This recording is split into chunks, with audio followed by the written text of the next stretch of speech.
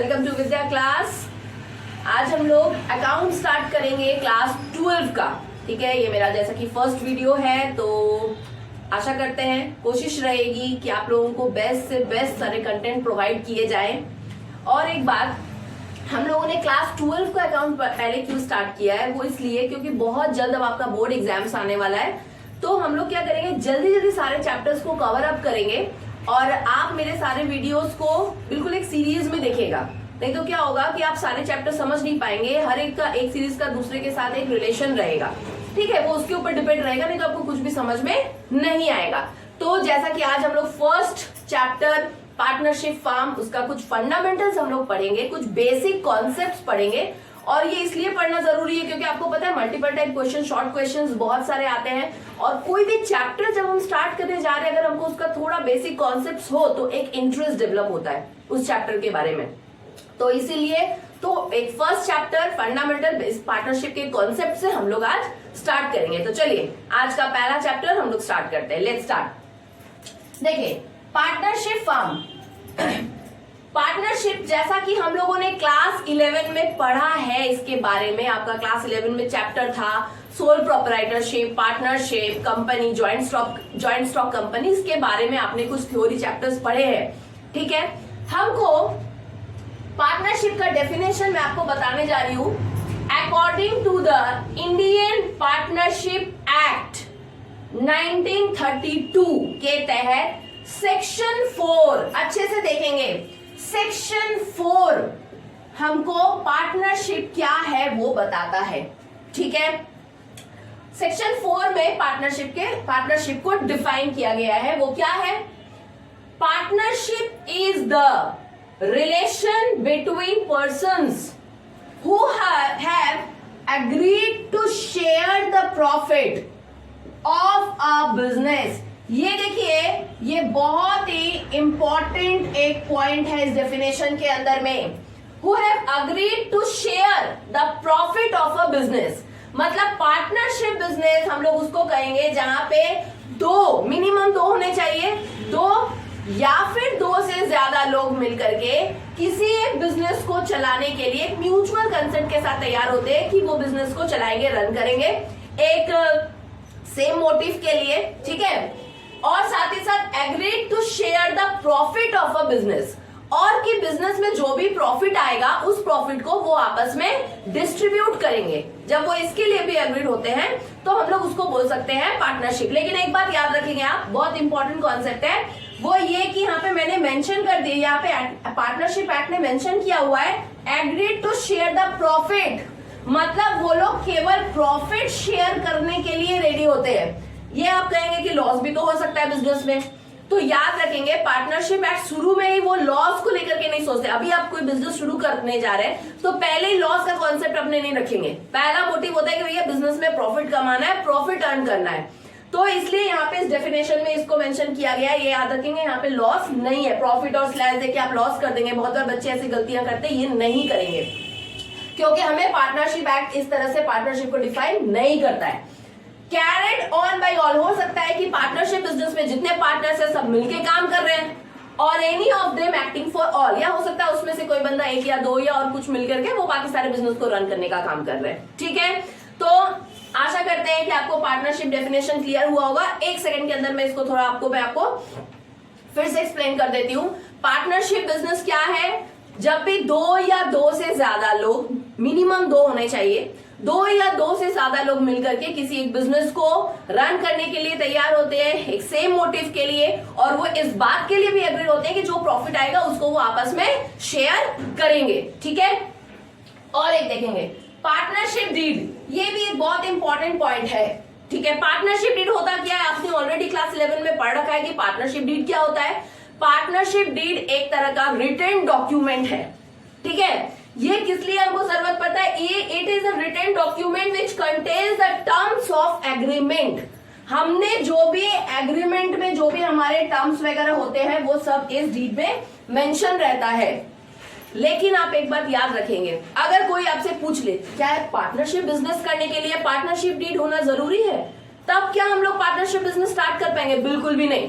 It is not mandatory, it is not mandatory. Always remember one thing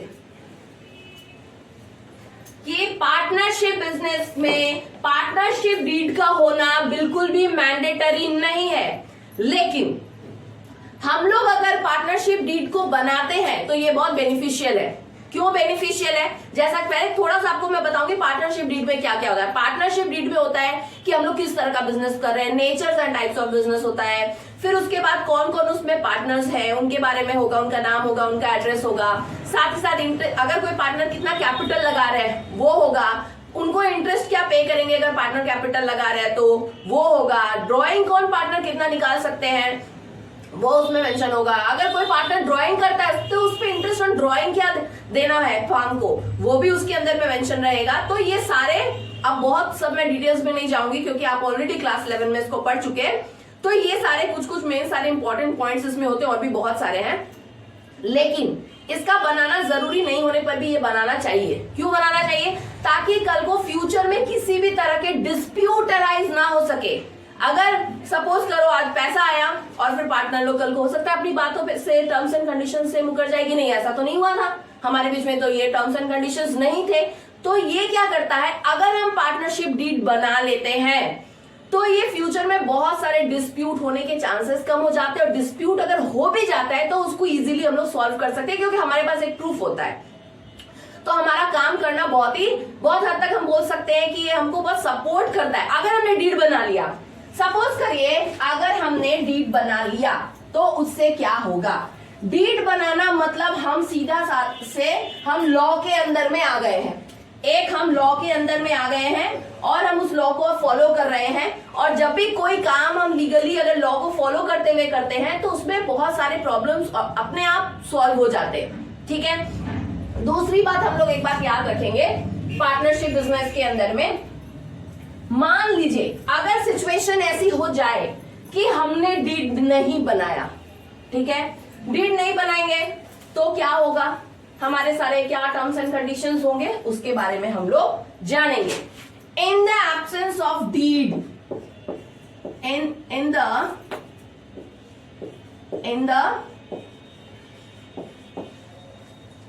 the absence of partnership deed, partnership deed में क्या क्या हो सकता, अगर partnership deed नहीं है तो क्या रूल्स एप्लीकेबल होंगे, क्या हम लोग करेंगे? देखिए पहला बात, नंबर 1, अगर हमने पार्टनरशिप डीड नहीं बनाया हुआ है तो उस केस के अंदर में आपको पता है कि बिजनेस करते हैं, बिजनेस करने में पार्टनर्स लोग अपने तरफ से जो भी पैसा उसमें कंट्रीब्यूट कर रहे हैं, जो हमारा पूंजी होता है जिससे हम बिजनेस को शुरू कर रहे हैं, ठीक है, तो उस पर बहुत बार क्या होता है पार्टनर्स लोगों को इंटरेस्ट ऑन कैपिटल, अगर हमारा हमने डीड नहीं बनाया है तो हम लोग क्या करते हैं उस केस में इंटरेस्ट ऑन कैपिटल हम लोग नहीं देंगे। ऑलवेज रिमेंबर वन थिंग, अगर डीड नहीं है, in the absence of partnership deed, interest on capital नहीं देंगे पार्टनर्स लोगों को। ये कौन बोल रहा है? ये हमारा पार्टनरशिप एक्ट 1932 कह रहा है। डीड नहीं बनाएंगे, नहीं बना, कोई डिस्प्यूट हो गया, कितना इंटरेस्ट ऑन कैपिटल होगा, कितना ड्राइंग होगा, तो उस केस में हम लोग क्या करेंगे, हम लोग जाएंगे लीगल वे में, कोर्ट में जाएंगे, तो फिर कोर्ट क्या बोलेगा, ठीक है चलो लेके आओ पार्टनरशिप एक्ट 1932 में क्या लिखा है उसको देखते हैं, उसके अकॉर्डिंगली अपने लोग काम करेंगे।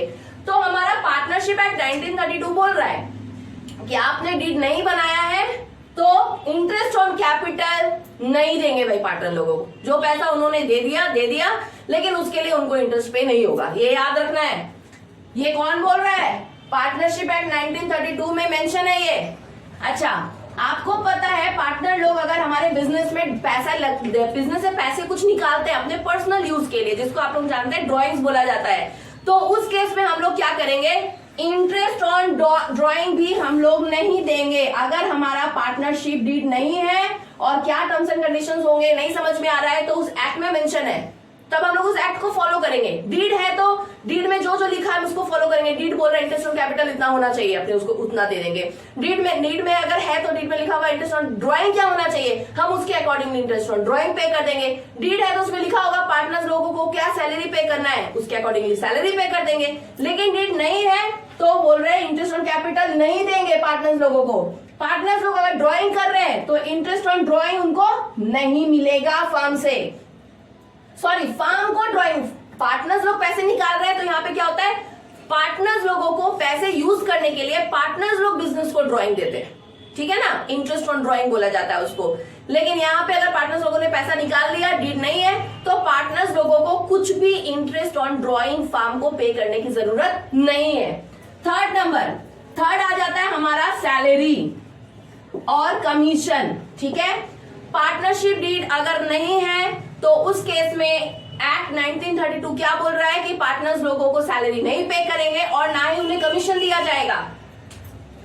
4 नंबर इंटरेस्ट ऑन ड्राइंग, इसमें क्या होगा, बहुत इंपॉर्टेंट है, याद रखेंगे। अगर पार्टनर्स लोग बाहर कहीं से पैसा ले रहे हैं, किसी बैंक से लोन ले रहे हैं, कहीं भी आउटसाइड से ले रहे हैं, तो जिस रेट पे वो लोन ले रहे हैं उस रेट पे उनको इंटरेस्ट पे करना पड़ेगा।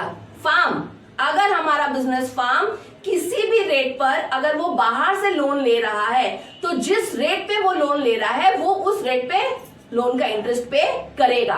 लेकिन अगर फार्म अपने पार्टनर्स लोगों से, जो भी बिजनेस के पार्टनर्स हैं, अगर वो लोन दे रहे हैं फार्म को, उस केस में इंटरेस्ट ऑन ड्राइंग क्या होगा, फार्म ने पैसा लिया, उसे पैसे की जरूरत थी, पार्टनर्स लोगों ने फार्म को लोन दे दिया, ठीक है, हमने पार्टनरशिप डीड नहीं बनाया है, ठीक है।